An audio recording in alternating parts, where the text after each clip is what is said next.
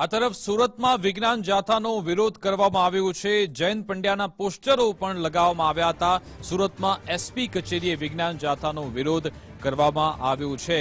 જયંત પંડ્યા સનાતનના દુશ્મન છે તેવા પ્લેકાર્ડ સાથે વિરોધ કરાયો। પોસ્ટર પર જયંત પંડ્યા વિરુદ્ધ લખાણ લખી વિરોધ કરવામાં આવ્યો। ખોલવાડના ઉમેશના ઘરે 26 જુલાઈએ જયંત પંડ્યા પહોંચ્યા હતા। મહિલાના પતિ વ્રજલાલ જયંત પંડ્યાને લઈ ગયા હતા ઉમેશના ઘરે। મહિલાને દોરા ધાગા કરી પરિવારથી દૂર કરવાનો જયંત પંડ્યાએ આક્ષેપ કર્યો હતો, જે મામલે કામરેજ પોલીસ મથકે ઉમેશ સામે ફરિયાદ પણ થઈ। પૂનમબેને ઉમેશ પાસે દોરા ધાગા કરાવ્યા તેથી ઘર છોડ્યાનો આરોપ હતો। સમગ્ર મામલે હવે પૂનમબેન પણ એસપી કચેરીએ પહોંચ્યા અને ઘટસ્ફોટ કર્યા।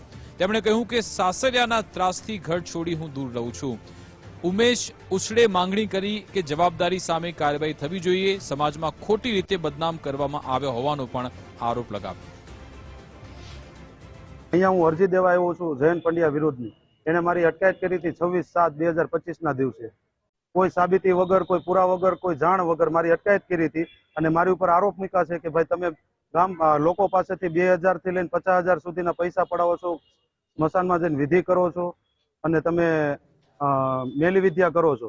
તો હું એના પુરાવા માંગુ છું કે આ આરોપ જે મારી ઉપર જે મૂક્યા એ તદ્દન ખોટા છે। હું આમાં ન્યાયની માંગણી કરું છું કે મને સાબિતી આપે। મારી ઉપર જે આરોપ મૂક્યા છે એ તદ્દન ખોટા છે। મને આરોપ જે મૂક્યા એની મને સાબિતી આપે। મારા સાસરિયા પક્ષના ગોપાલભાઈ ઉપર જે આરોપ નાખે છે એ ખોટા છે। એને હું રહેવા આવી ત્યાર પછીથી ગોપાલભાઈને ઓળખું છું। એની પહેલા ગોપાલભાઈ મને ઓળખતા ન હતા। મારા હસબન્ડ અને મારા જેઠ જયંત પંડ્યા બધા 20-25 જણા મારી ઘરે આવેલા અને મને માનસિક રીતે એટલી ટોર્ચર કરેલી કે અને મારા હસબન્ડને જોઈ અને મારી બંને દીકરીઓ પણ ગભરાઈ ગઈ હતી અને ડરી ગઈ હતી અને ધ્રુજવા લાગી હતી। કારણ કે જ્યારે પહેલા મને માનસિક ત્રાસ અને શારીરિક ત્રાસ મારા હસબન્ડ આપતા એ મારી દીકરીઓને યાદ આવી ગયું હતું અને ત્યાર પછી ઉપરના માળે કે મારા ગોપાલભાઈ રહે છે ત્યાં ગયા હતા। હું ઘર છોડવા બાબતમાં ગોપાલભાઈનો કોઈ હાથ નથી, છતાં પણ એમને આમાં લે છે તો એ મને નિર્દોષ સાબિત જોઈએ।